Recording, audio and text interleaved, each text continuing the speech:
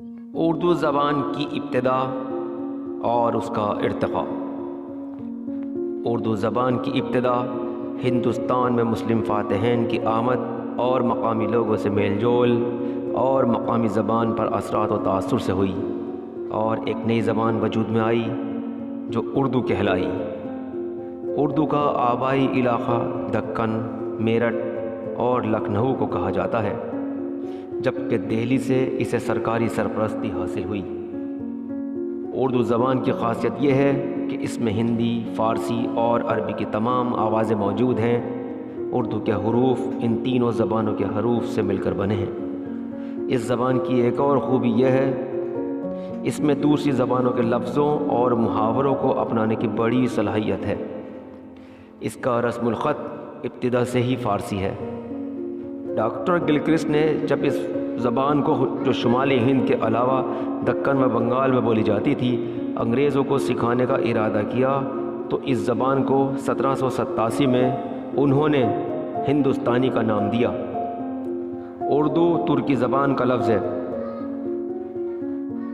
اس کے معنی لشکر، سپاہی، کیمپ، خیمہ وغیرہ کے ہیں۔ عہد مغلیہ میں یہ لفظ انہی معنوں میں استعمال ہوتا تھا۔ اردو کی ابتدا کے بارے میں ہم یہ کہہ سکتے ہیں کہ جب مغربی ہندی میں فارسی کا پیوند لگا تو یہ زبان وجود میں آئی۔ مغربی ہندی سے مراد وہ زبان ہے جو دہلی اور میرٹھ کے علاقوں میں بولی جاتی تھی۔ 13ویں، 14ویں اور 15ویں صدی میں اردو زبان کی تشکیل ہوئی، یعنی یہ زمانہ اردو زبان کی تشکیل کا زمانہ ہے۔ اس دور میں مولوی عبدالحق کے مطابق اردو ابھی آگ میں تپ تو رہی تھی، لیکن تپ کر ابھی اس کا سونا بننا باقی تھا۔ اس دور میں امراء اور عمائدین سلطنت نے اردو کو منہ نہیں لگایا۔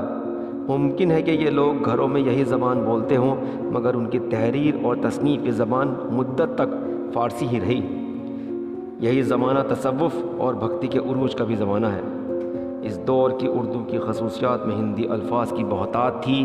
فارسی اور عربی کے الفاظ خال خال ہی پائے جاتے تھے۔ فارسی اور عربی کے مذہبی اور صوفیانہ اصطلاحیں استعمال کی جاتی تھیں، مگر شعرائے ہندی اور سنسکرت کے ٹھیٹھ الفاظ بڑی بے تکلفی سے لکھ جاتے تھے۔ اس دور کی امیر خسرو کی ایک غزل بہت مشہور ہے، جس کا پہلا مصرع فارسی میں ہے اور دوسرا اردو میں ہے۔ اردو زبان اور اردو ادب نے 300 سال تک جو ترقی دکن میں کی، اس کی نظیر پورے ملک میں نہیں ملتی۔ اس لیے دکن کے لوگ اکثر یہ دعویٰ کرتے ہیں کہ ان کے بزرگوں نے اردو کو نکھارا، بنایا، سنوارا اور اس میں ادبی شان پیدا کی، تو یہ دعویٰ بے بنیاد نہیں ہے۔ قطب شاہی اور عادل شاہی دور میں اردو کو جو دکن میں بہت فروغ ہوا اور وہ ملک کی سب سے مقبول زبان بن گئی۔ جب دکن کی ریاستوں کو زوال آیا اور اورنگزیب نے گولکنڈہ اور بیجاپور کو فتح کیا تو اورنگ آباد کی رونق اور بڑھ گئی۔ اردو کا اورنگ آبادی دور دراصل ایک درمیانی کڑی ہے جو دکن کو شمالی ہندوستان سے ملاتی ہے۔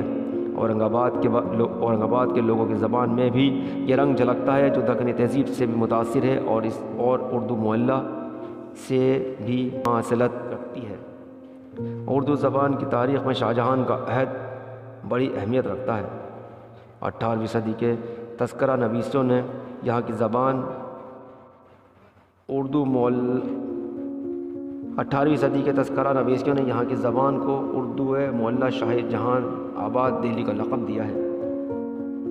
زبان کو عام لوگ بناتے ہیں، اور ترک اور قبول ایک مسلسل عمل ہے جو زبان کی دنیا میں ہر وقت جاری رہتا ہے۔ اصلاح زبان کے سلسلے میں اپنے دور کے نامور شعراء آرزو، حاتم یا ناسخ کی اہمیت یہ نہیں ہے کہ انہوں نے ایک دن میں بیٹھے بیٹھے یہ فیصلہ کیا کہ کل سے فلاں ترکیبیں اور الفاظ ترک کر دیے جائیں گے اور لوگ ہنسی خوشی ان کی بات مان لیں گے۔ اس کے برعکس ان کی عظمت کا سبب یہ ہے کہ انہوں نے یہ معلوم کیا کہ ملک کے شائستہ لوگوں نے کن الفاظ و محاوروں کا استعمال ترک کر دیا ہے اور کون کون سے نئے الفاظ و محاورات زبان میں داخل ہو گئے ہیں۔ اسی طرح نئے محاورات اور کلمات بھی آہستہ آہستہ رواج پاتے ہیں۔ یہی وجہ ہے کہ ہمیں غالب کے عہد میں بھی آوے، جاوے اور آئے ہے، جائے ہے وغیرہ لفظوں کا استعمال نظر آتا ہے۔ اردو زبان کی ترقی میں چھاپے خانوں، اخباروں اور رسالوں کا بڑا ہاتھ ہے۔ اردو کے چھاپے خانے پہلے پہل کلکتہ میں قائم ہوئے۔ اردو کے چھاپے خانے پہلے پہل کلکتہ میں شامل ہوئے۔ اس کے بعد ایک پریس 1831 میں کانپور میں اور دوسرا لکھنؤ میں 1837 میں کھلا۔ رفتہ رفتہ دہلی، ممبئی، حیدرآباد، دکن اور لاہور غرض ملک کے سب بڑے شہروں میں چھاپے خانے کھل گئے اور اردو کی کتابیں کثرت سے شائع ہونے لگیں۔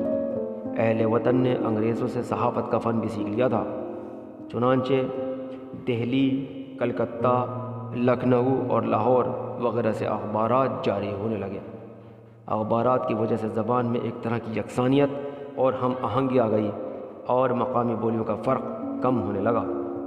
پچھلی ایک صدی میں مغرب سے ربط ضبط کے باعث ہمارے ملک میں بڑی بڑی تبدیلیاں ہوئی ہیں۔ مغربی معیشت اور معاشرت کا اثر فقط ہماری اقتصادی، صنعتی اور سیاسی زندگی پر ہی نہیں پڑا ہے، بلکہ اس کی وجہ سے ہمارے رہن سہن، خوراک، پوشاک اور وضاقتہ میں بھی مغربی رنگ جھلکنے لگا ہے۔ حتیٰ کہ ہمارے سوچنے اور محسوس کرنے میں بھی مغرب کی گہری چھاپ نظر آتی ہے۔ زبان جو کہ تہذیب کا عطر و علامت ہے، اس سے بہت متاثر ہوتی ہے۔ اردو لغت میں سینکڑوں ہزاروں الفاظ مغربی زبانوں کے داخل ہوئے ہیں۔ ہمارا پیرائے بیان انگریزی ہوتا جا رہا ہے اور ان گنت انگریزی ترکیبیں ترجمے کی شکل میں غیر ارادی طور پر اردو میں رائج ہوتی جا رہی ہیں۔ اور چونکہ مغرب میں آئے دن نئے نئے تجربے ہو رہے ہیں، علوم و فنون کی نئی نئی شاخیں پھوٹ رہی ہیں، نئی نئی صنعتیں قائم ہو رہی ہیں، نئی نئی مشینیں ایجاد ہو رہی ہیں، نئے نئے پھل پھول اور پودے اگائے جا رہے ہیں، نئے نئے کام نکل رہے ہیں، اس لیے ان کے نام بھی لامحالہ مغربی ہی ہیں۔ یہ چیزیں ہمارے ملک میں بھی استعمال ہوتی ہیں، لہٰذا ان کے مغربی نام بھی اردو زبان میں داخل ہوتے جاتے ہیں۔ اس کی وجہ سے اردو لغت میں بڑا اضافہ ہوا ہے۔ آج جب کہ کم عمر کہلانے والی اردو زبان نے ایک طویل فاصلہ طے کر لیا ہے، ایک شاندار ماضی اس کی قسمت رہا ہے، ایک شاندار سفر اس کے ساتھ رہا ہے، آج ایک بار پھر ہمیں اس کی تاریخی روایت اور اس کے شاندار ماضی کی طرف دیکھنا ہوگا اور یہ جائزہ لینا ہوگا کہ موجودہ دور میں یہ زبان کس مقام پر کھڑی ہے۔ کچھ ریاستوں کے دستور نے اسے دوسری زبان کا درجہ ضرور دے دیا ہے، لیکن حکومتوں نے اس کا دائرہ صرف کاغذی سطح تک محدود کر دیا ہے۔ اس بات کو تسلیم کرنے میں کوئی شک نہیں ہے کہ اردو زبان کا مزاج ایک سیکولر زبان کا مزاج ہے اور ماضی میں اس کی شناخت ایک سیکولر زبان کی ہی رہی ہے۔ اردو کی موت کا اعلان پہلے بھی کیا جاتا رہا ہے، لیکن یہ جتنی شیریں و سبک ہے اتنی ہی سخت جان بھی ہے، کیونکہ بے شمار دشواریوں سے آنکھیں چار کرتے ہوئے وسائل کے فقدان کے باوجود آج بھی سانس لے رہی ہے اور زندہ ہے۔ بعض اہل نظر افراد کا یہ خیال ہے کہ زبانوں کی ترقی میں وسیلہ روزگار سے زیادہ جذبے کی کار فرمائیاں ہوتی ہیں، لیکن اردو کے لیے تو یہ دونوں چیزیں ہی برائے نام رہ گئی ہیں۔ وسیلہ روزگار سمٹتا جا رہا ہے اور جوش و جذبے کا فقدان مسلسل جاری ہے۔ اردو اس کے باوجود زندہ ہے اور بساط بھر اپنی خوشیوں سے لاتعداد ذہنوں کو معطر کر رہی ہے۔ اس تنازع میں یہ کہا جا سکتا ہے کہ اردو ترقی یافتہ نہ صحیح لیکن زندہ ضرور ہے۔ یہ بات اور ہے کہ اردو کئی مہلک اور خطرناک امراض سے مسلسل جوجھ رہی ہے، جن میں سب سے اہم بیماری منافقت و گروہ بندی ہے، جو خود ہمارے اپنے افراد کے گھروں میں موجود ہے۔ اس امید کے ساتھ کہ میری یہ معمولی سی کوشش آپ کو ضرور پسند آئی ہوگی۔ ویڈیو پسند آئی ہو تو اسے لائک کریں، شیئر کریں، چینل کو سبسکرائب کریں، اور اب میں آپ کا دوست محمد ناصر آپ سے اجازت چاہتا ہوں۔ اللہ حافظ، شکریہ۔